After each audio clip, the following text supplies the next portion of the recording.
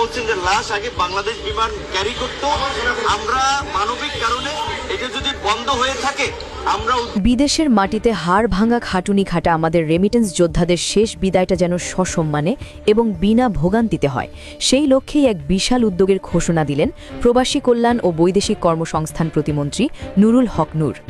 গত মঙ্গলবার প্রবাসী কল্যাণ ভবনে আয়োজিত এক অনুষ্ঠানে তিনি জানিয়েছেন, এখন থেকে প্রবাসীদের নিথর দেহ বিদেশ থেকে সম্পূর্ণ বিনা খরচে দেশে ফিরিয়ে আনার পরিকল্পনা বাস্তবায়ন করতে যাচ্ছে সরকার। এই খবরটি বিদেশের মাটিতে থাকা কোটি কোটি বাংলাদেশি এবং তাদের পরিবারগুলোর জন্য এক বিশাল স্বস্তির বার্তা নিয়ে এসেছে। বিদেশের মাটিতে প্রাণ হারানো কোনো প্রবাসীর মরদেহ বিমানবন্দরে আসার পর তা বাড়িতে পৌঁছানো নিয়ে স্বজনদের দুশ্চিন্তার অন্ত থাকে না। সেই কষ্ট লাঘব করতে প্রতিমন্ত্রী নুরুল হক নূর এদিন দুটি নতুন ফ্রিজিং অ্যাম্বুলেন্সের উদ্বোধন করেন। আগে সরকারের বহরে ৩টি বিশেষায়িত গাড়ি ছিল, এখন আরও ২টি যুক্ত হওয়ায় মোট ৫টি ফ্রিজিং অ্যাম্বুলেন্সের মাধ্যমে হজরত শাহজালাল আন্তর্জাতিক বিমানবন্দর থেকে দেশের যে কোনো প্রান্তে দ্রুততম সময়ে মরদেহ পৌঁছে দেওয়া সম্ভব হবে।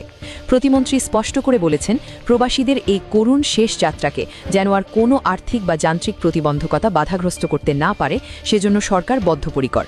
নিবন্ধিত প্রবাসীদের জন্য ১৩ লাখ টাকার বিশাল সহায়তা। অনুষ্ঠানে প্রতিমন্ত্রী একটি অত্যন্ত গুরুত্বপূর্ণ বিষয়ে দৃষ্টি আকর্ষণ করেছেন, যা প্রতিটি প্রবাসীর জানা জরুরি। যারা জনশক্তি কর্মসংস্থান ও প্রশিক্ষণ ব্যুরো বা বিএমইটির অধীনে যথাযথ নিয়ম মেনে বিদেশে যান, কোনো দুর্ঘটনায় বা বিদেশের মাটিতে তাদের মৃত্যু হলে সরকার তাদের পরিবারকে ১৩ লক্ষ টাকা পর্যন্ত আর্থিক সহায়তা প্রদান করে। এছাড়া বিমানবন্দর থেকে নিথর দেহ সংগ্রহের সময় তাৎক্ষণিকভাবে দাফন ও আনুষঙ্গিক খরচের জন্য ৩০ থেকে ৩৫ হাজার টাকা পর্যন্ত নগদ অনুদান দেওয়া হয়। তবে আক্ষেপের বিষয় হল, অনেক প্রবাসী ভাইবোন সঠিক প্রক্রিয়া না মেনে বা রেজিস্ট্রেশন ছাড়াই বিদেশে পাড়ি জমান, যার ফলে বিপদের সময় তাদের পরিবার এই বিশাল সরকারি সুযোগ সুবিধাগুলোর থেকে বঞ্চিত হয়। তাই প্রতিমন্ত্রী প্রবাসীদের প্রতি আকুল আবেদন জানিয়েছেন যেন তারা সবসময় সরকারি চ্যানেলে নিবন্ধন করে বিদেশ যান। সেবার পরিধি বাড়বে চট্টগ্রাম ও সিলেট বিমানবন্দরেও।